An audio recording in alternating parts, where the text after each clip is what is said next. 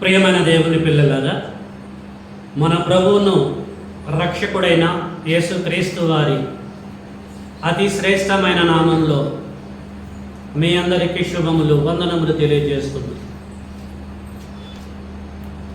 ఈ సమయంలో మనము తెలుసుకునే అంశము,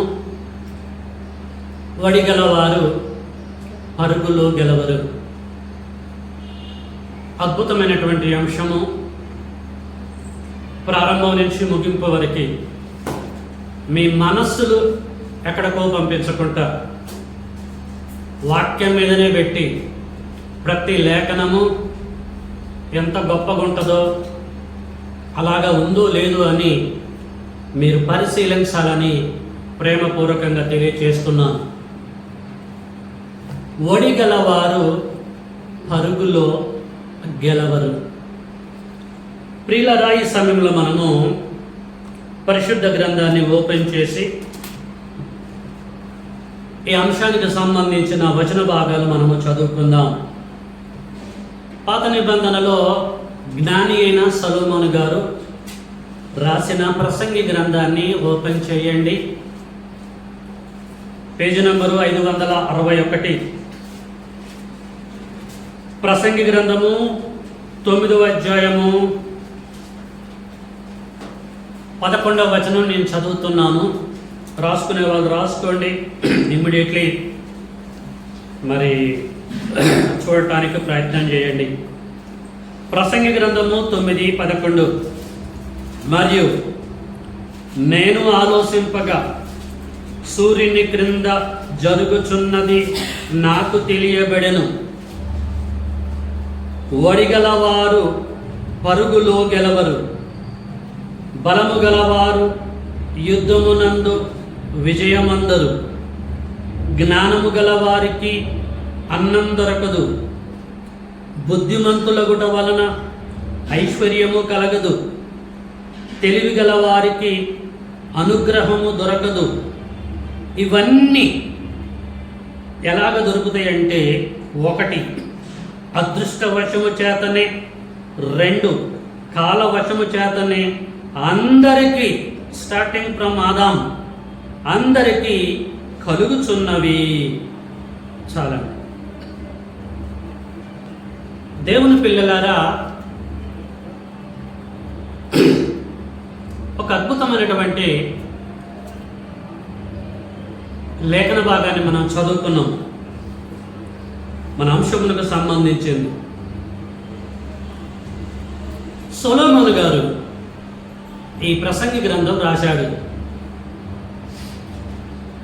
ఎవరిని దృష్టిలో పెట్టుకొని తెలియచేశాడు, రాశాడు ప్రసంగి గ్రంథం అంటే?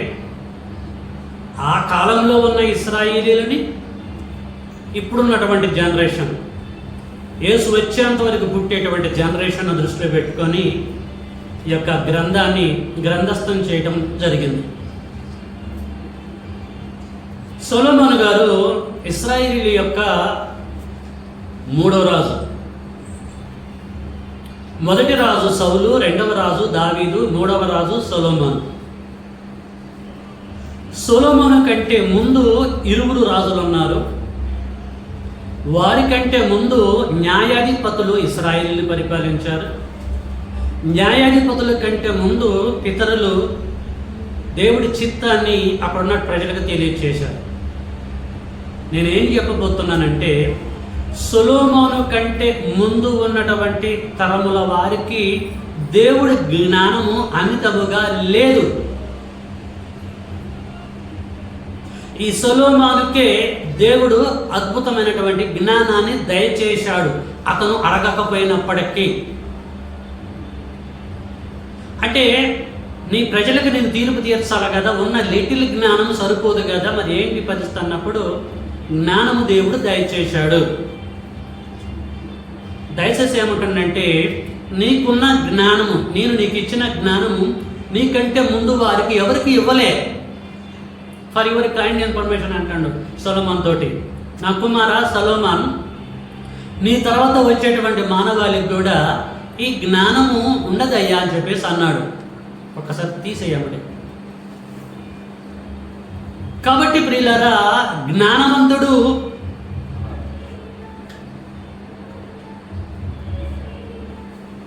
రాజు అయినటువంటి సొలొమోను గారు సామెతల గ్రంథం రాసిండు, కీర్తనలు కొన్ని రాశాడు, ప్రసంగ గ్రంథం రాసిండు, పరమగీతం రాసిండు, అనేకమైనటువంటి సంగతులు రాయడం జరిగింది. దేవుడు ద్వారా షబాస్ అనిపించుకున్నటువంటి వ్యక్తి సొలొమోను గారు. అయితే యేసుక్రీస్తు వారు సొలొమోను కంటే శ్రేష్ఠుడని గ్రంథం చెప్పింది. ఎట్ట శ్రేష్ఠుడు ఏంటి అనేది ఇప్పుడు మాట్లాడుకునే సందర్భాలు కాదు, తర్వాత మీకు నేను తెలియజేస్తాను. ఇక్కడ సొలొమోను గారు అనేకమైన విషయాలు తెలియజేసి కొన్ని క్యాడర్ల గురించి మాట్లాడాడు. ఏంటది? ఒడిగలవారు అనే ఒక క్యాడర్ ఉంది. ఒడిగలవారు పరుగులలో గెలవరు అని అంటున్నాడు. అసలు ఒడి ఉన్నవాడే, చురుకుగా ఉన్నవాడే, షార్ప్గా ఉన్నవాడే పరుగు పందెంలో గెలుతాడు జనరల్గా. గతంలో మీకు నేను అందించాను సబ్జెక్టు, కొన్ని కొత్త రెఫరెన్స్లు యాడ్ చేసి చెప్పాల్సిన పరిస్థితి ఏర్పడుతుంది కనుక చెబుతున్నాను, జాగ్రత్తగా మీరు వినండి. ఒడిగల వారిని గురించి మాట్లాడుతున్నాడు సొలొమోను గారు. ఒడిగలవారు పరుగులలో గెలవరు. ఇదేంటి? ఆరోగ్యవంతులే కదండి పరుగు పందెంలో గెలిచేది. బలహీనుడు, రోగం ఉన్నవారు అంటే గెలుతారా? పరుగు పందెంలో పార్టిసిపేషన్ అవుతారా? కాదు. ఒడిగలిగినటువంటి వారే పాల్గొంటారు, వారే కప్పుని కొట్టగలరు. మనకు తెలిసిన సూత్రం ఇది. దీనికి భిన్నంగా అంటున్నాడు సొలొమోను గారు, ఒడిగల వారు పరుగులలో గెలవరు, అంతే, ఇది దేవుని జీవం అంటున్నాడు. అంటే నిజంగా పరుగు పందెంలో పాల్గొనే వారి గురించి మాట్లాడుతున్నాడు అనుకోకాకండి. దీని ఆత్మీయ భావం మరొకటి. మనకి ఎంత టాలెంట్ ఉన్నా, ఎంత జ్ఞానం ఉన్నా, ఎంత వివేకం ఉన్నా, ఎంత ఏదున్నా కూడా కుదరదు అని అంటాడు. ఒక్క మాటలు చెప్పాలంటే ఒడిగలవారంటే దట్ మీన్ ఇదే. ఒడిగలవారు పరుగులో గెలవరు. నెంబర్ 2, బలము గలవారు. మైక్ టైసన్ లాంటి వారు బాక్సింగ్లో పార్టిసిపేషన్ చేత చూచారా? జిబ్బుకెళ్ళిన వారికి బలం ఉంటుంది. బలము గలవారు యుద్ధమునందు విజయమందరు. యుద్ధములో బలవంతులనే దింపుతుంది గవర్నమెంట్, ఇండియన్ గవర్నమెంట్ కానీ ఏ గవర్నమెంట్ అయినా సరే బలవంతుల్నే రిక్రూట్ చేసుకుంటుంది సైన్యంలోకి. బలహీనుడు చేసుకోరు. వాడు బలవంతుడా బలహీనుడా తెలుసుకోవాలంటే ఫస్ట్ వానికి టెస్ట్ పెడుతుంది. మెడికల్ టెస్ట్ ఏదంటే చూసారా, ఫిట్నెస్ సర్టిఫికేట్ తీసుకురండి అని అంటారు. వాడికి ఏమాత్రం జబ్బు ఉన్నా, అదున్నా ఇదున్నా, నువ్వు కుదరదు నాన్న, సర్దుకొని పో అంటారు. బలవంతులైతేనే యుద్ధ రంగంలో పోరాటం చేస్తారు, విజయాన్ని పొందుతారు, దేశానికి కీర్తిని తీసుకొస్తారు. ఇది మనకు తెలిసినటువంటి థియరీ. దేవుని పిల్లలు ఇక్కడ ఏమంటుందంటే, బలము గలవారు, వాడికి ఎంత బలం ఉన్నా, వాడు ఎంత మైక్ టైసన్ అయినా, వాడు ఎంతమందిని చంపినా సరే, బలము గలవారు యుద్ధమునందు విజయమందరు. ఇది నా థియరీ అంటాడు దేవుడు. తర్వాత జ్ఞానము గలవారికి అన్నం దొరకదు. జ్ఞానం ఉంటే అన్నం దొరికిద్ది అనుకుంటుంది ప్రపంచం. లోక సంబంధమైన ఉన్నతమైన స్థితికి వెళ్ళాం మేము, ఉన్నతమైన స్టడీ చేశాము, ఎంఏలు, పిహెచ్డీలు, డబుల్ఎంఏ, రకరకాలుగా మేము డిగ్రీలు చేశామంటారు. వాళ్ళ పేరు పక్కన ఎన్నెన్నో డిగ్రీలు ఉంటాయండి, చదవలేము మనం. అంత జ్ఞానవంతుడు నేను అని అంటారు. ఎందుకు ఇన్ని డిగ్రీలు నువ్వు చేశావంటే ఉన్నతమైన స్థితిలోకి నేను వెళ్ళటం కొరకు అని అంటారు. దేవుని పిల్లల లోకంలో కొంతమంది మనుషుల ముందు డిగ్రీ ఎలాగ పెడతారో మనందరికీ తెలుసు. వాళ్ళ పేర్లు నేను చెప్పను నేను. ఇక్కడ అంటున్నాడు, జ్ఞానము గలవాడికి అన్నం దొరకదు. ఎన్ని డిగ్రీలు వాడు చేసినా, ఎంత జ్ఞానం ఉన్నా, ఎంత సూపర్ థియరీ ఉన్నా, సైన్స్ మీద, మ్యాథ్స్ మీద, మిగతా వాటి మీద, ఖగోళ శాస్త్రం కానీ, పిండోత్పత్తి శాస్త్రం కానీ, వృక్ష శాస్త్రం కానీ, సిస్మాగ్రాఫాలజీ, భూ విజ్ఞాన శాస్త్రం కానీ, ఇంకేదైనా సరే, ఈ అనంతమైన విశ్వం మీద ఎంత నీకు గ్రిప్ ఉన్నా కూడా నీకు అన్నం దొరకదు అంటున్నాడు. అంటే టోటల్ డిఫరెంట్గా మాట్లాడుతున్నాడు. కాబట్టి నీకు ఉన్నతమైన స్థితికి వెళ్ళాలంటే బాగా చదువుకోవాలని మనం అంటాం. ఈ జ్ఞానం నాకు ఎలాగ వచ్చిందంటే బాగా చదువుకోవడాన్ని బట్టి అని మనం అనుకుంటాం. కానీ దేవుడు సొలొమోను ద్వారా అంటున్నాడు, జ్ఞానం గల వానికి ఎంత జ్ఞానం ఉన్నా అన్నం దొరకదు, బుద్ధిమంతులగుట వలన ఐశ్వర్యము కలగదు. బుద్ధిమంతులకి ఐశ్వర్యము కలిగిద్ది, బుద్ధిమంతులుగా ఉండండిరా అంటది లోకం. నువ్వు బుద్ధిమంతుడిగా ఉంటే డెవలప్ అవుతావురా అని అంటారు. కానీ ఇక్కడ దేవుడు ఏమంటాడంటే బుద్ధిమంతులగుట వలన ఐశ్వర్యం కలగదు. నెక్స్ట్, తెలివి గల వారికి అనుగ్రహం దొరకదు. ఒక్క మాటలు చెప్పాలంటే ఈ లోకంలో నీకు ఎంత టాలెంట్ ఉన్నా, ఎంత సబ్జెక్ట్ ఉన్నా, ఎంత బలవంతుడమైనా, ఎంత విజ్ఞాని అయినా, ఎన్నిటి మీద ఎన్ని శాస్త్రాల మీద నీకు గ్రిప్ ఉన్నా నువ్వు కుదరవు. దేవుడి దగ్గర నువ్వు మన భాషలో చెప్పాలంటే సెల్లవు, నువ్వు బ్రతకలేవు అని చెప్పేసి దేవుడు సొలొమోను ద్వారా ప్రపంచానికి ఒక అద్భుతమైన ఇన్ఫర్మేషన్ అందిస్తున్నాడు. ఇప్పుడు ఏం చేయాలి మరి? ఇలాగ గ్రంథంలో రికార్డ్ చేయబడ్డది, దేవుడు చెప్పాడు. ఇప్పుడు ఏంటి పరిస్థితి? దీని అర్థం ఏంటిది అంటే ఏందంటాడు చూడండి, ఎన్ని మన దగ్గర ఉన్నా there is no use at all. నువ్వు ఉత్తదే, నువ్వు శూన్యం, నువ్వు నథింగ్ అని అంటున్నాడు దేవుడు. నీకు ఎంత టాలెంట్ ఉన్నా నువ్వు వేస్ట్ నానా నా ముందు అని అంటున్నాడు. అని కింద ఏమంటాడు తెలుసా, ఇవన్నీ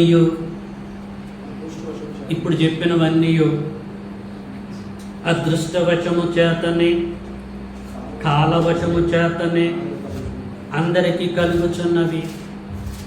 ఇవన్నీ కూడా ఏది ఒడిగలిగా ఉండాలన్నా, బలముతో ఉండాలన్నా, ఏమండి జ్ఞానముతో ఉండాలన్నా, బుద్ధిమంతులుగా ఉండాలన్నా, తెలివి కలిగిన వారుగా ఉండాలన్నా, ఐశ్వర్యవంతులుగా రకరకాల సిచ్యువేషన్ కలిగి ఈ లోకంలో మనం కలిగి ఉండాలన్నా, ఇవన్నీ అదృష్టవశము చేత ప్లస్ కాలవశము చేతనే నీకు సంభవిస్తున్నాయి అని అంటున్నాడు.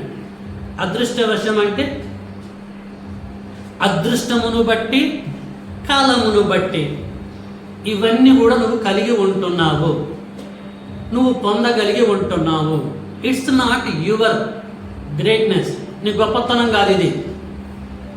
నువ్వు ఏది కలిగి ఉన్నా, ఏది నువ్వు సంపాదించుకున్నా నీ గొప్పతనం కాదు. నీ భవిష్యత్తు ఎరిగిన దేవుడు, నా భవిష్యత్తు ఎరిగిన దేవుడు మనల్ని ప్రేమించి కాలాన్ని బట్టి సమస్తము ఇస్తున్నాడు. నీకు అదృష్టవశము చేత జరుగుతుంది, కాలమును బట్టి దేవుడు ఇస్తున్నాడు అంతే. అంతేగాని నువ్వు చదువుకుంటే, నువ్వు ఉద్యోగం వచ్చిందని, నువ్వు బలంగా ఉంటే యుద్ధంలో గెలిచినని, నువ్వు రకరకాల టాలెంట్ కలిగి ఉంటే ఏదో సంపాదించుకున్నావని అనుకోకాకు. నీకు దానికి సంబంధం లేదు. ఉచితమైనటువంటి కృప నేను నీకు దయచేశాను అంటాడండి దేవుడు. అదృష్టం అంటే ఇంగ్లీష్లో చాయిస్ అని ఉంటుంది. ఈ బిట్టుని మీరు new king James version, old king version మీరు చూడండి. చాయిస్ దట్ మీన్ అంటే కృప. దేవుని కృపను బట్టి కాలములో, మన కొరకు కేటాయించిన కాలములో దేవుడు ఇవన్నీ ఇస్తున్నాడు నా కుమారుడా అంటున్నాడు జ్ఞాని అయిన సొలొమోను గారు. అర్థమవుతుందా? మన గొప్పతనం కాదు, మన తెలివి కాదు, మనకున్న బలము కాదు, మనకున్న ఐశ్వర్యం కాదు, ఏది కాదు. మనం ఉన్నతమైన స్థితిలో ఉన్నామంటే బికాజ్ ఆఫ్ ఈజ్ గ్రేస్. అతని యొక్క ఉచితమైన కృపను బట్టే ఏదైనా మనము పొందుకుంటాము. పొందుకున్నది ఏదైనా సరే మన గొప్పతనాన్ని బట్టి, మన తెలివితేటలను బట్టి కాదు, సంపాదించుకోలేదు. ఆయన కృప, మన భవిష్యత్తు ఎరిగిన దేవుడు ముందుగానే గ్రహించేసి మనకి ఏది అవసరం ఉన్నదో అవన్నీ కూడా ఆయన ఇస్తున్నాడు. ఆయన ఇస్తేనే మనం పొందుకుంటాం తప్ప ఆయన ఇవ్వకపోతే ఏది కూడా మనము పొందుకోలేము. ఈ లేఖనంలో ఉన్న భావం అది. ఎందుకంటే లేఖనం ఏముంటుందంటే కలిగి ఉన్నది ఏదియు మనము కలిగి ఉన్నది ఏదైనా సరే, బంగారమా, వజ్రాల, వైడూర్యాల, రత్నాల, డబ్బా, వస్త్రాల, ఇంకా ఏదైనా ప్రాపర్టీ ఏదైనా సరే, కలిగి ఉన్నది ఏదియో ఆయన లేకుండా ఏది మనకి కలగలేదు. ఆయన ద్వారానే సమస్తం మనకి కలిగింది ప్రియులారా. చాలామంది ఏమంటారు తెలుసా, రాత్రనక పగలనక ఎలా కష్టపడ్డాడని, నేను హార్డ్ వర్క్ చేశాను, ఈ ఉన్నతమైనటువంటి కలెక్టర్ ఉద్యోగం చేస్తున్నాను అంటాడు. నమ్మొచ్చా? వాళ్ళు అనేది అదే, రెయ్యనక పగలనక బాగా కష్టపడ్డాను బ్రదర్, దేశానికి ప్రెసిడెంట్ అయ్యాను, నేను ఉన్నతమైన పొజిషన్కి వెళ్ళాను, నేను వెనకాల ఎంతో కష్టపడ్డా. ఎట్టపడ్డా తెలుసా? పువ్వులమ్మినా, ఏం చేశా, పాలమ్మా, అదమ్మా, ఇదమ్మా, అంత కష్టపడ్డా, ఇప్పుడు ఈ పొజిషన్లో ఉన్నా అని చెప్తున్నారు. ఏమండి, పూలమ్మిన వారు లేరా? పాలమ్మిన వారు లేరా? కష్టపడ్డవారు లేరా? మరి ఎక్కడేసిన గొంగలు అక్కడే ఉంటుంది. దేవుని పిల్లలారా, దేవుని కృప ఉంటేనే, ఫర్ యువర్ ఇన్ఫర్మేషన్, దేవుని కృప ఉంటేనే మనము చెడు చేసినా కూడా సక్సెస్ అవుతాం. తప్పుగా భావించకండి. దేవుని కృప లేకపోతే చెడు చేసినా కూడా సక్సెస్ కాము, చెడులో కూడా సక్సెస్ కాము. కృప ఉంటేనే సక్సెస్ అవుతాం. దేంట్లో మనం సక్సెస్ కావాలన్నా ఆయన కృప ఉండాలి. మన దృష్టికి తప్పు కావచ్చు, ఆయన దృష్టికి అది మేలు కావచ్చు. అర్థమవుతుందా? యాకోబు తండ్రిని మోసం చేసాడు, యాకోబు అన్నను మోసం చేశాడు. మోసగాడా కాదా? యాకోబు మోసగాడు, మోసం చేశాడు. మోసం చేసినటువంటి యాకోబు ఎలాగ రిచ్ పొజిషన్లోకి వెళ్ళాడు? ఎవరి కృప ఉంది? మోసంలో కూడా దేవుని కృప ఉండాలి. అలాగా నేను ఎంకరేజ్ చేస్తున్నా అనుకోకండి, అర్థం కావడం కొరకు చెప్తున్నా. దేవుని పిల్లలారా, దేంట్లోనైనా మనము సక్సెస్ కావాలంటే, సక్సెస్ అయినామంటే దేవుని కృప ఉంటేనే ప్రియమైన దేవుని పిల్లలారా.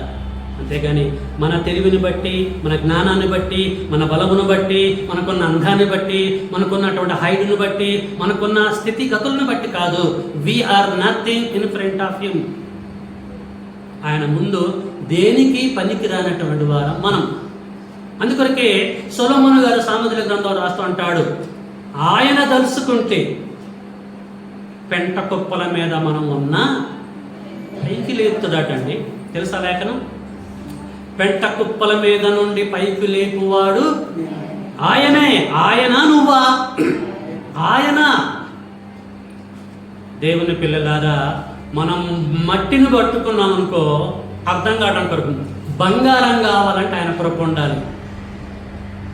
ఆయన కృప, ఆయన సహాయము, ఆయన తోడు లేకపోతే దేంట్లో కూడా మనము సక్సెస్ కాము. మనము సక్సెస్ అయ్యామంటే, సక్సెస్లోకి వెళ్తున్నామంటే, నేను నమ్ముకున్న నా దేవుడు నా తరపున, నా కుటుంబం తరపున వర్క్ చేస్తున్నాడని అర్థం చేసుకోవాలి. ఎందుకు సక్సెస్ ఇస్తున్నాడు? మన భవిష్యత్తు ఎరిగిండు దేవుడు. మానవుల యొక్క ప్రారంభాన్ని చూస్తాడు, కానీ పరమ తండ్రి మానవుల యొక్క ప్రారంభాన్ని చూస్తాడు, మానవుల యొక్క మధ్యకాలాన్ని చూస్తాడు, మానవుల యొక్క చివరి కాలాన్ని చూస్తాడు. కాబట్టి లైఫ్ ఇస్తాడు. అంతేగాని నా తెలివితేటలను బట్టి, జ్ఞానాన్ని బట్టి, వివేకాన్ని బట్టి, స్టడీని బట్టి, హార్డ్ వర్క్ను బట్టి నేను ఈ పొజిషన్కి వచ్చానని ఎట్టి పరిస్థితుల్లో కూడా మనము చెప్పకూడదు ప్రజల మధ్యలో.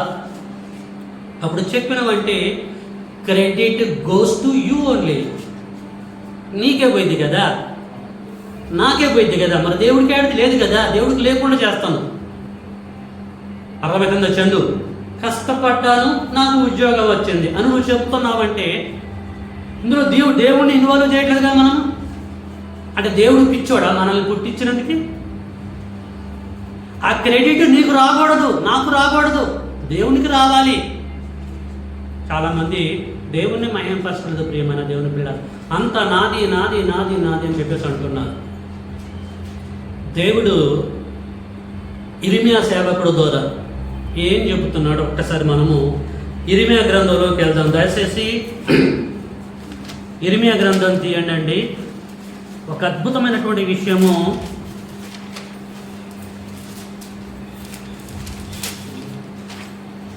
ఇశ్రాయేలుతో తెలియజేస్తాడండి. 9వ అధ్యాయం అందరూ తీయాలండి. ఇర్మియా గ్రంథము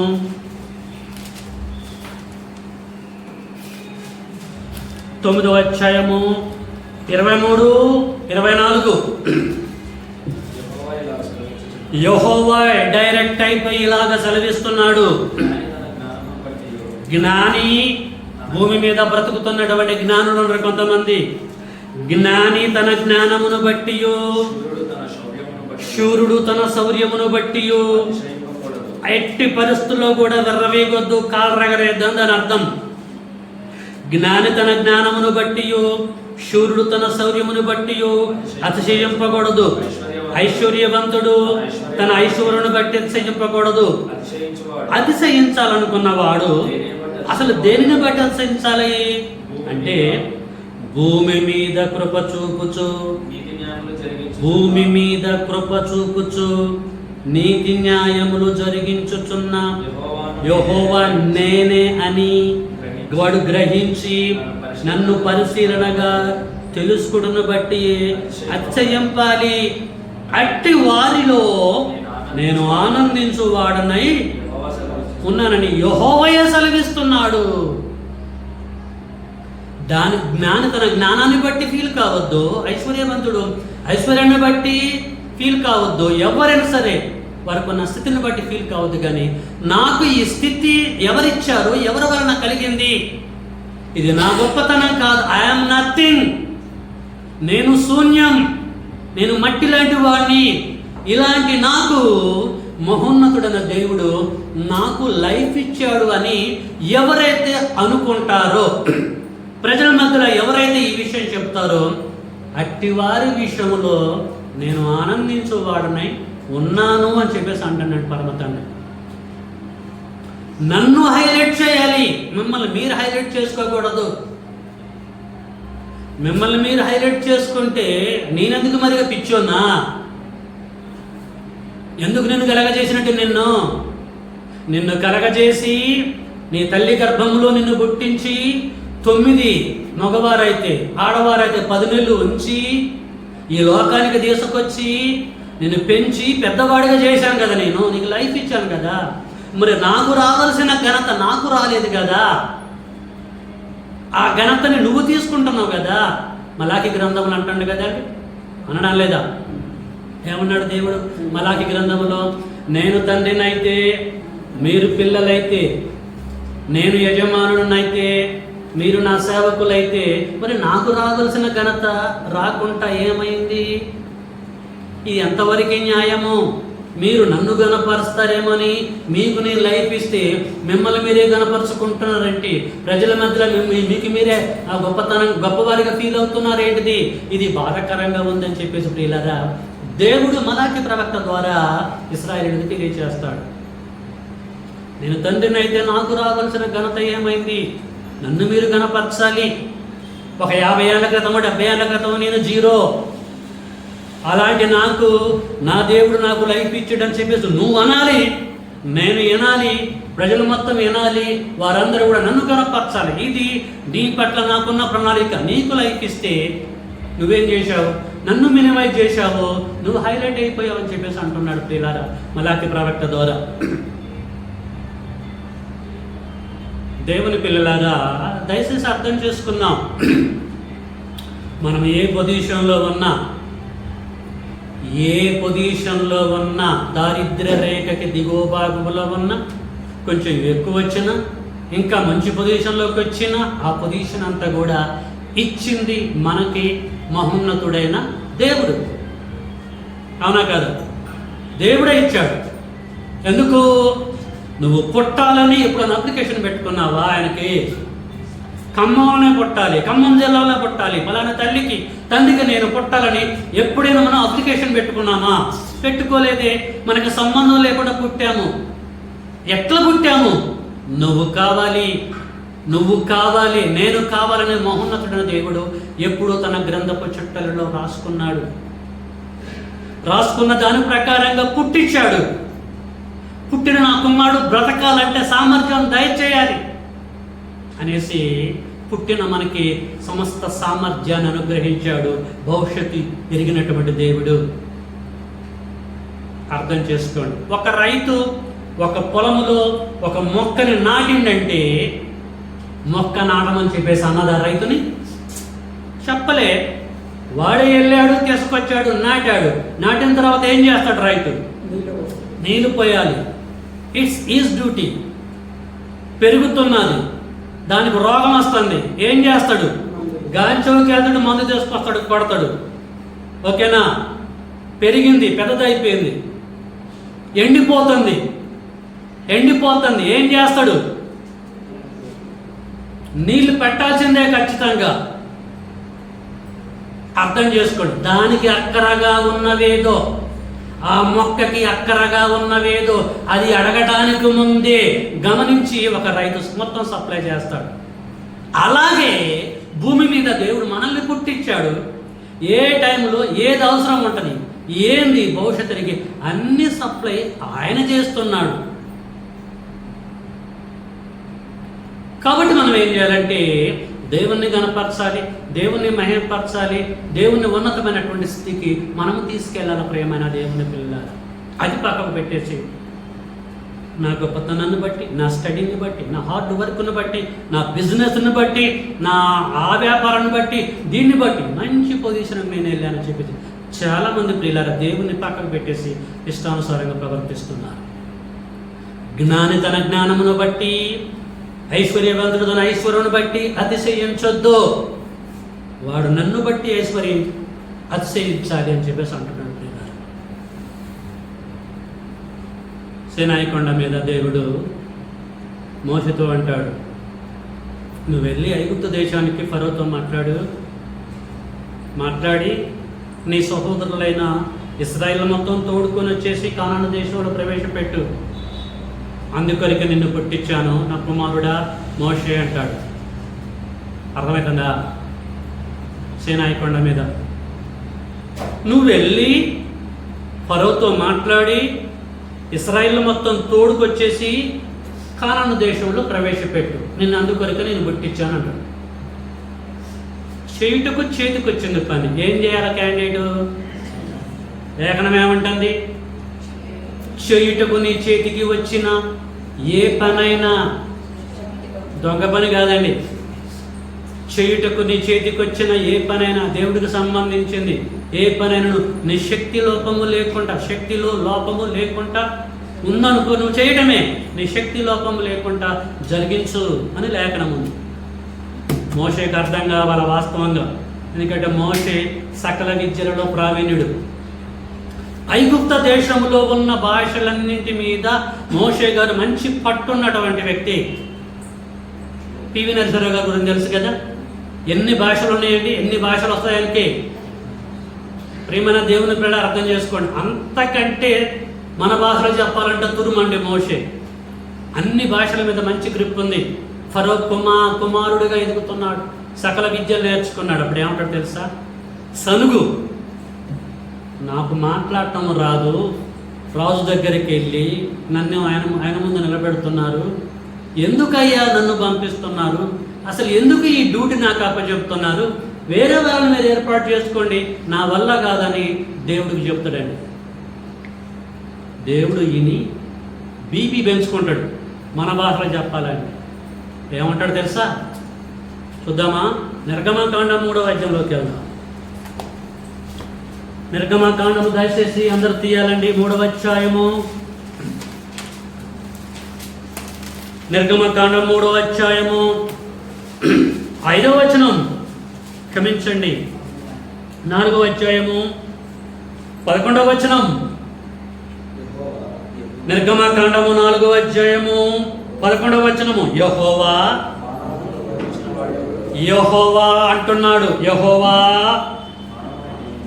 మానవునికి నోరు ఇచ్చిన వాడెవడు? మానవులకి నోరు ఇచ్చిన వాడెవడు? మానవులకి దేవుడు యెహోవా నోరే కాదు ఇచ్చింది, ఉద్యోగం ఇచ్చిండు, గర్భఫలము కూడా ఇచ్చేది ఆయనే. గర్భఫలము యెహోవా ఇచ్చు బహుమానము.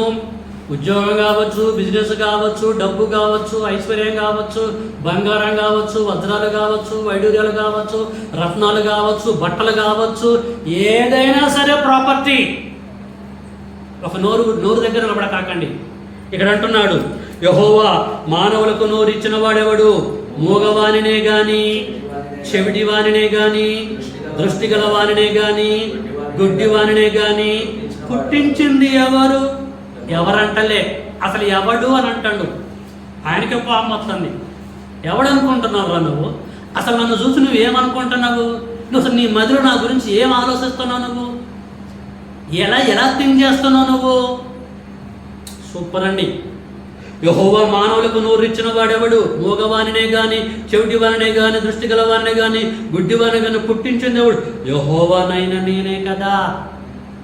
ఎల్లో తట్టె తపాలు మొత్తం సర్దుకొని నేనున్నా కదా, హూనా అని అంటాడు ఇక్కడ.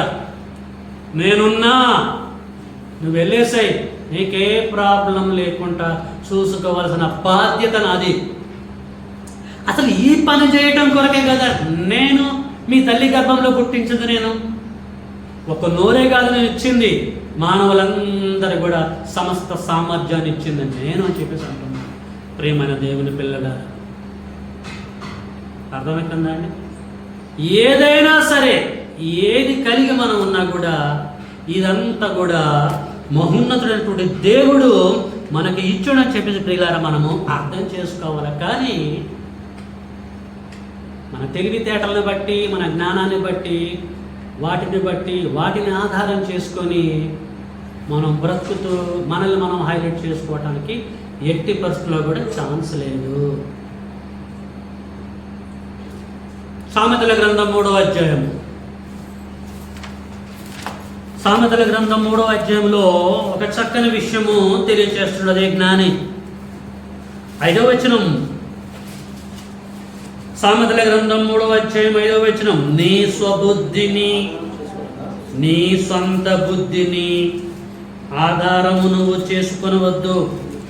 నీ పూర్ణ హృదయముతో యెహోవా యందు నమ్మిక ఉంచుము. నీ ప్రవర్తనంతటి యందు ఆయన అధికారమునకు నువ్వు ఒప్పుకోవాలి. 5లో అంటాడు, నీ స్వబుద్ధిని, నీ సొంత తెలివితేటల్ని, నీ సొంత జ్ఞానమును, సొంత వివేకమును, నీ సొంత డబ్బును, సొంత బంగారమును, నీకున్న సొంత బలాన్ని, నీకున్న సొంత అందమును ఆధారము చేసుకోవద్దు. దాని మీద బేస్ కావద్దు నువ్వు. చాలామంది ఏమంటారు తెలుసా, ఒకరితో నాకేం పని అండి, ఒకరితో నాకేం పని. బ్యాంకు నిండా ఫుల్ డబ్బులు ఉన్నాయి, బ్యాంకు నిండా బంగారం ఉంది, మాకు బ్లాక్ మనీ ఉంది, మాకు అండబలం ఉంది, మాకు ఖండబలం ఉంది, మాకు భుజబలం ఉంది, మాకు బుద్ధి బలం ఉంది, మాకు మనీ బలం, అన్ని బలాలు మాకున్నాయి. No need to think about all people. ఎవరి గురించి మేము ఆలోచించాల్సిన అవసరం లేదని వారుకున్న దానిని బేస్ చేసుకుంటారు. తెలుసా అండి? మీకు అర్థమవుతుందా? మా కులం అండి అంటారు, కులాన్ని ఆధారం చేసుకుంటారు. మాకు అంతండి, మాది ఎంతండి, అంతండి అని మాట్లాడుకుంటారు, వాటిని బేస్ చేసుకుంటారు. దేవుని పిల్లలారా, లోకంలో ఉన్న వారికైతే ఇది తగునేమో, కానీ దేవుని బిడ్డలకి తగదు. నిస్వబుద్ధిని ఎట్టి పరిస్థితుల్లో కూడా ఆధారం చేసుకునకు. నీ స్వబుద్ధి అది ఎప్పటికీ పనిచేయదు. పనిచేస్తుందండి? పనిచేయదు. కొంతకాలం పనిచేస్తుందేమో, పర్మనెంట్గా పనిచేయదు. అది జ్ఞానం కావచ్చు, డబ్బు కావచ్చు, ఏదైనా సరే, భుజబలము కావచ్చు, బుద్ధి బలము కావచ్చు, ఏదైనా సరే, ధన బలము కానీ, ప్రజల బలము కానీ కొంతకాలమే. కానీ మనం దేవుణ్ణి ఆధారం చేసుకున్నాం అనుకోండి, ఎప్పుడు కూడా పిల్లరా వర్ధిల్లుతాము. కాబట్టి నిస్వబుద్ధిని ఆధారం చేసుకోవద్దు. నీకున్న జ్ఞానము, నీకున్న ఏదైనా సరే, don't depend upon your property or anything. దృశ్యమైనది అదృశ్యమగును ఒకరోజు. దృశ్యమైనది అదృశ్యమగును. అదృశ్యము కాని దాని మీద మనం డిపెండ్ కావాలి. పరమ తండ్రిని ఆధారం చేసుకోవాలి. కాబట్టి పిల్లరా, పెంట కుప్పల మీద ఉన్న మనకి లైఫ్ ఇచ్చేది దేవుడైనటువంటి యెహోవా. ఈ మధ్యలో కుంభమేళలో ఒక పాప హైలైట్ అయిపోయింది. ఎవరు? పూసలు అమ్ముకునే ఒక అమ్మాయి, మొనాలిసా ఏదో ఉంది, మొనాలిసా. దేనికి పనికిరానటువంటి బిడ్డ, ప్రజల ద్వారా నిషేధింపబడిన బిడ్డ, ఒకే ఒక రాత్రి అండి నక్షత్రాలకు వెళ్ళిపోయింది. ఎవరి కృప అంటారు? అమ్మాయికి ఉన్న అందాన్ని బట్టి. అర్థమవుతుందా? అమ్మాయికి అందం ఇచ్చింది ఎవరు? దేవుడు. రూపాన్ని తయారు చేసేది ఆయన. నా స్వహస్త్రములను నీకు నిర్మాణం చేసి చెప్పేసంటండి. దేవుడు రూపాన్ని ఇచ్చాడు, దాన్ని యూటిలైజ్ చేసుకున్న అమ్మాయి ఒక్క రాత్రే ప్రపంచానికి మొత్తం తెలిసిపోయింది. క్యూ కడుతున్నా ఈరోజు అమ్మాయి ఇంటి ముందు. లైఫ్ అంతే. మనం డెవలప్ కావాలంటే ఏమండి, మనం డెవలప్ కావాలంటే ఎన్ని సమస్యలు కొట్టుకుంటా పోవడం అవసరమా అండి? ఒక్క రాత్రి చాలండి ఆయన కృప ఉంటే. ఆశీర్వదించేది తండ్రి అయినటువంటి దేవుడు. ప్రియమైన దేవుని పిల్లలారా, మనం అంతా అర్థం చేసుకోవాలి. ఆయన కృపకు మనం పాత్రలు కావాలి. ఎంతకాలం కొట్టుకుంటా మనం పోతాం. ఆయన ఉచితమైనటువంటి కృపని మనం పొందుకోవడానికి ప్రయత్నం చేయాలి. మానవులందరినీ కూడా ఆశీర్వదించేది దేవుడే. ఎవరండి? దేవుడే, నరుడు కాదు. మనుషులను నమ్ముకోవద్దు. మనుషులను నమ్ముకుంటే ఒకరోజు మనల్ని వారు అమ్ముకుంటారు. అమ్ముకోరండి. యేషోబు అన్నల్ని నమ్ముకున్నాడు. యేషోబు అన్నలని నమ్ముకుంటే అన్నలు ఏం చేశారు? యేషోబుని అమ్ముకున్నారు. యేసు కూడా అందరూ నమ్ముకున్నాడు, కానీ యేసుని సిలువకప్ప చెప్పారు ఆ కాలంలో. మత్తయి సువార్త 10వ అధ్యాయంలో ఒక అద్భుతమైన మాట ఉంది. మీరు మనుషులని నమ్మకుడి. చాలా డేంజర్ అట. పశువులని, పాములని, వాటిని వీటిని నమ్మకుడు అంటలే, మీరు మనుషులని నమ్మకుడి అని అంటున్నాడు. చాలా డేంజర్ ప్రియులారా. ఉన్నంతవరకు బాగుండదు, తేడా వస్తే కథం. డిస్టెన్స్ మెయింటైన్ చేస్తాం. ఇది మానవుడి యొక్క ప్రేమ, మానవుడి యొక్క సహవాసం. ఇది ప్రియులారా. సర్వోన్నతుడైనటువంటి దేవుణ్ణి మనం నమ్ముకుంటే ఒక క్షణంలో భూమి నుంచి లేపుతాడండి. దేవుడు ఏమన్నాడు తెలుసా? మోషే దగ్గరికి వచ్చేసి మోషేతో మాట్లాడి ఏమంటాడు తెలుసా? మోషేతో దాన్ని బట్టి కొంత జ్ఞానం మనం గ్రహించాలి. రోమాపత్రిక 9వ అధ్యాయం. రోమపత్రిక 9వ అధ్యాయము 15వ వచనం.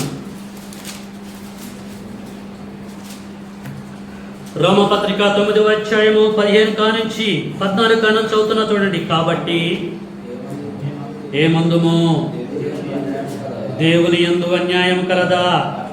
అట్లను రాదు. అందుకు మోషేతో ఇలాగ చెప్పుచున్నాడు. ఏం చెప్తున్నాడు? ఎవరిని కరుణింతును, అండర్లైన్ చేసుకోండి. ఎవరిని కరుణింతును, నేను ఎవరిని కరుణింతును వారినే కరుణిస్తాను. ఎవరి ఎడల జాలి చూపుతును వాని ఎడలనే జాలి చూపుతాను. కాగా పొందగోరు వాని వలనైనను ప్రయాసపడే వాని వలనైనను కాదు గాని కరుణించు నా వలనే జరిగిద్ది. చాలండి. ఏమర్థమైందండి మీకు? ఏం గ్రహించారు? దేవుని పిల్లలారా, దయచేసి అర్థం చేసుకోండి. దేవుడు అంటాడు, నేను ఎవరిని కరుణిస్తానో వారినే కరుణిస్తా. ఎవరి ఎడల జాలి చూపిస్తానో వారి ఎడలనే జాలి చూపిస్తా. ఇది నా సిస్టమ్, నా రాజ్యాంగం. ఎవరిని కరుణిస్తానో వారిని కరుణిస్తా, ఎవరి ఎడల జాలి చూపిస్తానో వారి ఎడల జాలిస్తా. కాగా పొందగోరు వాని వలనైనను, ఒకటి ప్రయాసపడే వాని వలనైనను ఏమీ జరగదు అంటుండండి. లేని దాన్ని పొందటం కొరకు ప్రయాసపడేవారు ఉన్నారు. ఉన్నారా లేదా? కష్టపడేవారు ఉన్నారు, చదువుకునేవారు ఉన్నారు, ఉన్నతమైన స్థితికి వెళ్ళడం కొరకు హార్డ్ వర్క్ చేసే వాళ్ళు ఉన్నారు. ఇక్కడ దేవుడు ఏమంటున్నాడు డిఫరెంట్గా, పొందగోరు వాని వలనైనను ప్రయాసపడే వాని వలనను నథింగ్, ఏం జరగదు. కరుణించాల్సింది నేనే, కరుణించు దేవుడు వలనే జరిగిద్ది, నా వలనే జరిగిద్ది. నేను ఎంట్రీ అయినంటే నేను నీకు సహాయం చేయాలని అనుకున్నాను అనుకో, ఇక నువ్వు కష్టపడాల్సిన అవసరం లేదు. ఏమండి, నాకు ఇప్పుడు 54 ఇయర్స్. నా జీవితంలో ఎప్పుడు కూడా నేను బయటికి వెళ్ళిపోయి కష్టం చేయలేదండి. అర్థం కావడం కొరకు చెప్తున్నాను నేను. ఉదాహరణకి ఎక్కడ ఏ కంపెనీలో ఎక్కడ ఏ హార్డ్ వర్క్ నేను చేయలే. మరి నేను బ్రతుకుతున్నానో బ్రతకటలేదా? కొద్ది గొప్ప అందరిలోకి ఒక ఇల్లు ఇచ్చిండా లేదా? అర్థం కావడం కొరకు చెప్తున్నాను. నేను ఏదో ఉన్నతమైన పొజిషన్కి వెళ్ళానని అది చెప్పడం మీకు. ఒక చర్చ్ బిల్డింగ్ ఉంది, ఒక ఇల్లు ఉంది, నలుగురితో సమానంగా ఒక కారు ఇచ్చిండా లేదా? అర్థం చేసుకోండి. ఒక 2 బండ్లు ఇచ్చాడు, అంతా ఓకే, ఎక్కడా తక్కువ చేయలేదు కదా. ఏం కష్టపడ్డా నేను, ఏం కష్టపడుతున్నా నేను? అందరిలో నన్ను వేశాడు, నడిపిస్తున్నాడు కదా. ఇప్పుడు దీన్ని ఏమనుకోవాలా? ఆయన కృప కాదా? దేవుని పిల్లలారా దయచేసి అర్థం చేసుకోండి అంటున్నాడు. పొందగోరు వాని వలనైనను ప్రయాసపడే వాని వలనను ఏమి జరగదు, కానీ కరుణించు నా వలన జరిగిద్ది. కరుణించాలి దేవుడు, ఆయన కృప చూపించాలి, ఆయన దయ చూపించాలి. ఆయన కృప చూపించకపోతే, మన విషయంలో మన కుటుంబం పటంలో దయ చూపించకపోతే, ఎక్కడ వేసిన గొంగలి అక్కడే ఉంటది. మనం ఎంత చేసినా, ఎంత కష్టపడ్డా దేవుని పిల్లారా, ఎక్కడ వేసిన గొంగలి అక్కడే. Are you agree with me? జాన్సతో కాదు, దేవుడితో అగ్రీ అయిదాము మనం. కావాలి మన ఫైలు ఆయన కాప చెప్పాలండి. అలానే మన ప్రయత్నము మనం చేయొద్దు అని నేను అనను. మన ప్రయత్నం మనం చేయాలి. ప్రయత్నంలో సక్సెస్ అయినామంటే ఆయన కృప ఉందని గ్రహించాలి. యాకోబు గారు చెదిరిపోయిన క్రీస్తు సంఘమునకు పత్రిక రాస్తూ 3వ అధ్యాయంలో ఏమంటుండో చూద్దామండి. యాకోబు గారు రాసినటువంటి పత్రికను ఒక్కసారి మనం తీద్దామండి. అద్భుతమైనటువంటి సంగతి ప్రియులారా. 4వ అధ్యాయము, యాకోబు గారు రాసిన పత్రిక 4వ అధ్యాయం అందరు తీయాలండి. Page number 212. 4వ అధ్యాయం 1 నుంచి నేను చదువుతున్నా చూడండి. మీలో యుద్ధములను పోరాటములను దేని నుండి కలుగుచున్నవి? జాగ్రత్తగా వినండి. మీలో యుద్ధములను పోరాటములను దేని నుండి కలుగుచున్నవి? మీ అవయములలో పోరాడు మీ భోగేచ్ఛల నుండియే కదా. మీరు ఆశించుచున్నారు గాని మీకు దొరకటలేదు. నరహత్య చేయుదురు, మత్సరపడుదురు గాని సంపాదించుకొనలేరు. పోట్లాడుదురు, యుద్ధము చేయుదురు గాని దేవుణ్ణి అడగనందున మీకేమి కూడా దొరకదు. ఏమన్నా అర్థమవుతుందా ఈ లేఖనంలో ఉన్న భావం? మీరు పోరాటములు, యుద్ధములు, రకరకాల కార్యక్రమాలు మీరు చేస్తారు, ప్రయాసపడతారు. మీరు ఏది చేసినా ఏది సంపాదించుకోలేకపోతున్నారు. ఎందుకు అని అంటున్నాడు. ఇక్కడ యాకోబు గారు క్రైస్తవులకు పత్రిక రాస్తూ, మనం కూడా ప్రయాసపడుతున్నాం కదండి, రకరకాల ప్రయాసపడుతున్నాం. ఏ ప్రయాసం చేసినా ఏది చేసినా కూడా జరిగేదే జరుగుతుంది తప్ప రిజల్ట్ కనపట్టలే. ఉన్నతమైన పొజిషన్లోకి వెళ్ళలేకపోతున్నాం. వెళ్తున్నాము మనం ఆశించిన ప్లేస్లోకి వెళ్ళలేకపోతున్నాం. అంటే ఎక్కడ వేసిన గొంగలి అక్కడే ఉంటుంది మన బ్రతుకులో. రిజల్ట్ కనపట్టలే. సెల్ఫ్ సాటిస్ఫాక్షన్ అనేది పొందుకోలేకపోతున్నాం. ఎందుకు? ఇక్కడ అంటాడు యాకోబు, మీరు దేవుణ్ణి అడగనందున, మీరు దేవుణ్ణి అడగనందున, మీరు దేవుని మీద డిపెండ్ కానందున ఏది పొందుకోలేకపోతున్నారు. So what a wonderful scripture అండి. దేవుని పిల్లలారా, దేవుడి మీద మనము డిపెండ్ కావాలి. దేవుడు ఎందు భయభక్తులు కలిగి జీవించాలి. దేవుని యొక్క ధర్మశాస్త్రమును, దీవారాత్రములు ధ్యానించాలి. ధ్యానించినప్పుడు మన ఫైల్ అంతా ఆయన దగ్గర పెట్టుకొని ఏ టైంలో మనకి లైఫ్ ఇయ్యాలో ఆలోచించి ఖచ్చితంగా దేవుడు మనలందరూ కూడా ఆదుకుంటాడు.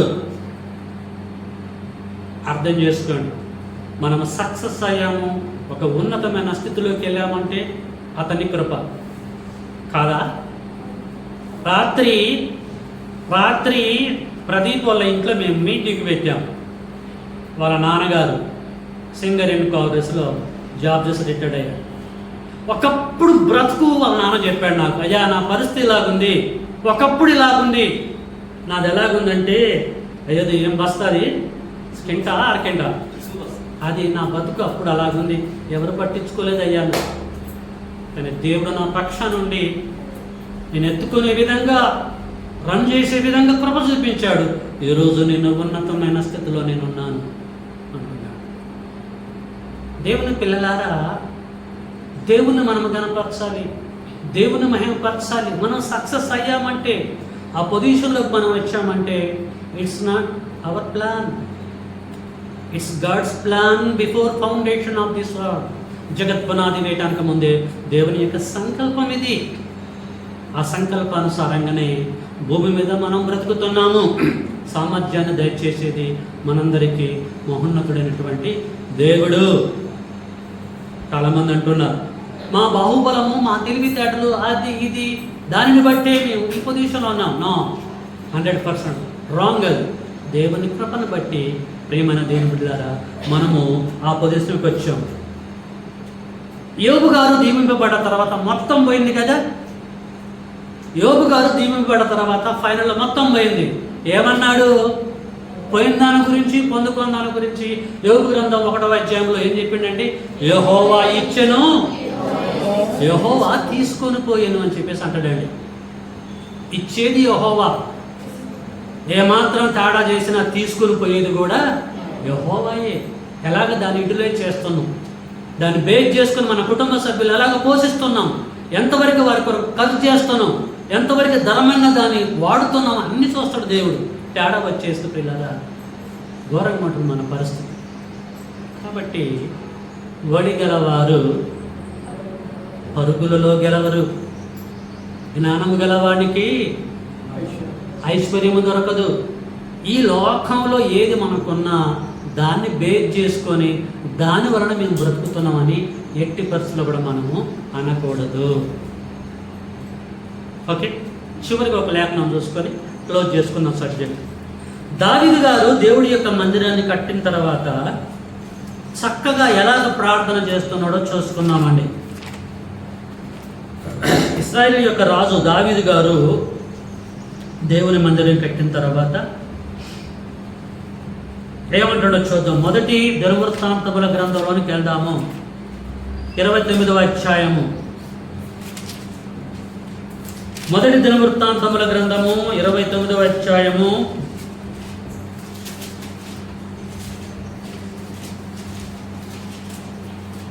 11 కానుంచి 10వ వచనం కాంచి నేను చదువుతున్నా, చూడండి. మొదటి దినవృత్తాంతముల గ్రంథము 29వ అధ్యాయము 10వ వచనము. రాజైన దావీదు కూడాను బహుగా సంతోషపడి సమాజము పూర్ణముగా ఉండగా యెహోవాకు ఇట్లు స్తోత్రములు చెల్లించెను. మాకు తండ్రిగా నున్న ఇశ్రాయేలీల దేవా, బట్టే వండర్ఫుల్ మాట్లాడుతుండండి.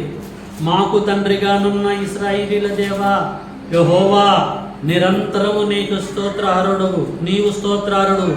యెహోవా, భూమి ఆకాశముల యందుండు సమస్తమును నీ వశం. మహత్యమును, పరాక్రమమును, ప్రభావమును, తేజస్సును, ఘనతయు నీకే చెందుచున్నవి. యెహోవా, రాజ్యము నీది, నీవు అందరి మీదను నిన్ను అధిపతిగా ఎంచుకొని ఉన్నావు. 12వ వచనం. ఐశ్వర్యమును, గొప్పతనమును నీ వలన మాకు కలిగిద్ది. ఏమంటున్నాండి? ఐశ్వర్యమును గొప్పతనమును నీ వలన కలిగిద్దనడా, మా తెలివితేటలను బట్టి కలిగిద్దనడా? నీ వలనే, నువ్వు దయచేస్తేనే ఐశ్వర్యమును గొప్పతనమును నీ వలన కలుగును. నీవు సమస్తమును ఏలువాడవు, బలమును పరక్రమమును నీ దానములు మానవులని భూమి మీద హెచ్చించువాడవును, అందరికి బలమిచ్చువాడవు కూడా నీవే. ఎంత చక్కగా, ఎంత క్లారిటీగా మాట్లాడుతుండండి. రాజైన దావీదండి, బంగారము వజ్ర వైడూర్యాలు, ఒక దేశానికి అధిపతి అండి, చక్రవర్తి అండి. ఇలా కొంచెం నాది ఉంది, కొంచెం మీద ఉంది, ఒక విషయంలో నేను, ఒక విషయంలో మీరు తండ్రి అన్నాడండి, అన్నారండి పరమతండ్రిని పట్టుకొని. అన్ని నీ వలన నాకు కలిగాయి, అస్త ఘనత మహిమ ప్రభావాలు మొత్తం నీకు చెందాలి తండ్రి. నువ్వు లైఫ్ ఇస్తేనే మేము పొందుకున్నాము, నీ వలన మేము బ్రతుకుతున్నాం, బట్ట కట్టగలుగుతున్నాం తండ్రి. నువ్వు యుగ యుగములకు నీకు స్తోత్రములు తండ్రి అని చెప్పేసి అనగలిగాడు ప్రియుల. ఇలాగా ఎప్పుడైనా మనం అనగలిగామా అండి? నేను వెనకాల ఉన్న సహోదరులు కోటేశ్వరరావు గారి యొక్క రిటైర్మెంట్ ఫంక్షన్కి వెళ్ళాను. ఫంక్షన్ కంటే ముందు ఒక 3 రోజుల నుంచి వారితో కమ్యూనికేట్ చేస్తున్నా. బ్రదర్ ఏంటి పరిస్థితి ఏంటి అని చెప్పేసి అంటే, బ్రదర్ మా ప్రోగ్రాం తర్వాత 11 నుంచి, మా ప్రోగ్రాం కంటే ముందు దేవునికి సంబంధించిన కార్యం జరగాలి అంతే. దేవునికి కృతజ్ఞతాస్తుతులు చెల్లించాలి. ఎందుకు? దేవుడు నాకు లైఫ్ ఇచ్చాడండి. 35 సంవత్సరాలు, 40 సంవత్సరాలు, 32 సంవత్సరాలు నాకు తోడుగా ఉన్నాడు. ఏ ప్రాబ్లం లేకుండా కాశీ కాపాడాడు. ఉన్నతమైనటువంటి స్థితిలోకి నా దేవుడు తీసుకెళ్ళాడు కనుక ఫస్ట్ నా దేవుని మయంపరిచిన తర్వాతనే నెక్స్ట్ మాకు సంబంధించింది అన్నాడు. నిజంగా నేను హ్యాపీగా ఫీల్ అయిపోయాను. దేవుని మర్చిపోయేవారు చాలామంది ఉంటారు, చాలామంది మర్చిపోతారు. ఓడ దాటేంత వరకు ఓడ మల్లన్నా అన్నారట. ఓడ దాటిన తర్వాత బోడి మల్లన్న, ఇక మల్లన్నతో పని లేదు, ఆల్రెడీ బయట గట్టి ఎక్కిపోయాం కదా. మల్లన్న అంటే మంచి కాన్సన్ట్రేషన్ తోటి మంచిగా నడుపుతాడు, ముంచకుండా తీసుకెళ్తాడు కనుక మల్లన్న చేరిన తర్వాత బోడి మల్లన్న అంతా మనకేందని అంటారు. అలాగ ఉండకూడదు ప్రియులారా. కాబట్టి దేవుణ్ణి మయంపరిచారు ఆ కుటుంబ సభ్యులు. ప్రేమైన దేవుని పిల్లారా, మనమందరం కూడా అదే స్థితిలో ఉండాలి. ఎప్పుడు కూడా నేను సబ్జెక్ట్ చెప్పిన తర్వాత కూడా బ్రదర్ నా దగ్గరకు వచ్చేసి అప్రిషియేట్ చేశాడు, తర్వాత అప్రిషియేట్ చేశాడు, అద్భుతంగా చెప్పారు. ఏ ప్రాబ్లం లేకుండా, ఏ ఎర్రర్స్ లేకుండా చాలామంది మేము విన్నాం, క్లారిటీగా చెప్పారు బ్రదర్ అని చెప్పేసి కూడా అభినందించారు. మనం కృతజ్ఞత కలిగి ఉండాలండి దేవుడి విషయంలో. చిన్న విషయంలో కృతజ్ఞత కలిగి ఉంటే దేవుడు మెండుగా ఇంకా మనల్ని ఆశీర్వదిస్తాడు, అద్భుతమైన స్థితిలోకి తీసుకెళ్తాడు. క్రెడిట్ ఏది కూడా మనకి చెందే విధంగా ఈ భూమి మీద మనం బ్రతకొద్దు. ఈ క్రెడిట్ దేవుడిదే, నా గొప్పతనం కాదని చెప్పేసి మనం అనాలి ప్రియులారా. అర్థమవుతుందండి? కాబట్టి సొలొమోను గారు అదే విషయం చెప్తున్నాడు. చూసుకొని ముగించుకుందాం. ప్రసంగి గ్రంథము 9వ అధ్యాయము 11వ వచనం. మరియు నేను ఆలోచింపక సూర్యుని క్రింద జరుగుచున్నది నాకు తెలియబడ్డది, అనుభవంతో తెలుసుకున్నా. ఏంటది? ఒడిగలవారు పరుగులలో గెలవరు, బలము గలవారు యుద్ధమునందు విజయమందరు, జ్ఞానము గలవారికి అన్నం దొరకదు, బుద్ధిమంతుల వలన ఐశ్వర్యము కలగదు, తెలివి గలవారికి అనుగ్రహము దొరకదు. ఇవన్నీ కూడా అదృష్టవశము చేతనే, అంటే దేవుడి కృపను బట్టి, ఆ తర్వాత కాలవశము చేతనే అందరికీ కలుగుచున్నది. అదృష్టాన్ని బట్టి, దేవుని కృపను బట్టి ప్రతి ఒక్క వ్యక్తి దీవింపబడుతుందట. అది ఎప్పుడంటే కాలమును బట్టి. ఏ కాలములో నా బిడ్డను నేను దీవిస్తే అది అందంగా అద్భుతంగా ఉంటుందని ఆలోచించి ఆ కాలంలో దేవుడు అందరిని దీవించుకుంటూ వస్తున్నాడు. ప్రియమైన దేవుని పిల్లలారా, ఒక క్రైస్తవులనైనా దేవుడు దీవించేది, అన్యులను కూడా దేవుణ్ణి ఎరగనటువంటి వారిని కూడా దేవుడు దీవిస్తాడు. ఆయన నీతిమంతుల మీదను అనీతిమంతుల మీదను విస్తారంగా వర్షాన్ని కురిపిస్తున్నాడు.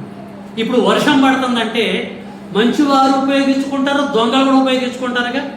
అంటే దేవుడు దొంగలు కురిపిస్తాడు, రౌడీలు కురిపిస్తాడు, మర్డర్ చేసే వాళ్ళకు కూడా కురిపిస్తున్నాడు. అదేంటి దేవుడి యొక్క ప్రేమ అంటే. మనం గుర్తుపెట్టుకున్నాం ఆ దేవుణ్ణి, వారు మాత్రం గుర్తుపెట్టుకోవట్లేదు. ఎందుకు? ఈ దేవుడు ఒక విదేశ దేవుడని, ఈ మతం ఒక విదేశ మతం అని, మన దేవుడు వేరు, మన మతం వేరు, ఇంకా ఆ దేవుడి దగ్గరికి మనం ఎందుకు రావాలని ఆలోచిస్తున్నారు. ఆ దేవుని పక్కకు పెట్టేస్తున్నారు. ప్రేమైన దేవుని పిల్లలారా, అర్థమవుతుందండి. కాబట్టి ఇన్ని ఆశీర్వాదాలు దయచేసినటువంటి దేవుడికి ఎప్పుడు కూడా మనము కృతజ్ఞతాస్తుతులు చెల్లించాలి. ఈరోజు 3 పూటలు అన్నం తింటున్నాం, తినకుండా పస్తులు పడేవారు ఉన్నారా లేదు? ఎప్పుడైనా మనం కృతజ్ఞతలు చెప్పామా? మంచి బట్టలు వేసుకుంటున్నాం. ఈరోజు 40 ఏళ్ల క్రితం బట్టలు వేసుకున్నామా? ఈ మంచి బట్టలు లేవు. అప్పుడున్న పరిస్థితి ఇప్పుడు ఉందా అండి? ఘోరంగా ఉంది అప్పుడు పరిస్థితి. కానీ ఇప్పుడు ఆ పరిస్థితి లేదు. ఏ విషయంలో చూసినా మంచి మెరుగ్గుగా దేవుడు మనల్ని ఉంచాడు, పడిపోకుండా నిలబెట్టాడు, కాచి కాపాడాడు. ఆ దేవుణ్ణి మనం ఎప్పుడైనా జ్ఞాపకం చేసుకుంటున్నామా? అక్కడ కూర్చున్నటువంటి ఒక పెద్ద ఆయన ఉంది, అబ్రహాం గారు. పంచగట్టుకొని కూర్చొని చూసారా? అన్న అబ్రహాం అన్న, మిమ్మల్నే, మీరే దేనికి పనికిరైనటువంటి వారు కూర్చున్నట్టు ఆయన. ఒక 5 ఎకరాలు 6 ఎకరాలు ల్యాండ్ ఉంది అంతే. ఆయన ఒక భూస్వామి. వాళ్ళ ఏరియాలో ల్యాండ్ ల్యాడ్స్ అంటారు చూసారా? ఒక 10 years బ్యాక్ వరకు ఉన్నతమైన పొజిషన్ ఆ ఏరియాలో. అతనికి మించినటువంటి దొర లేరండి.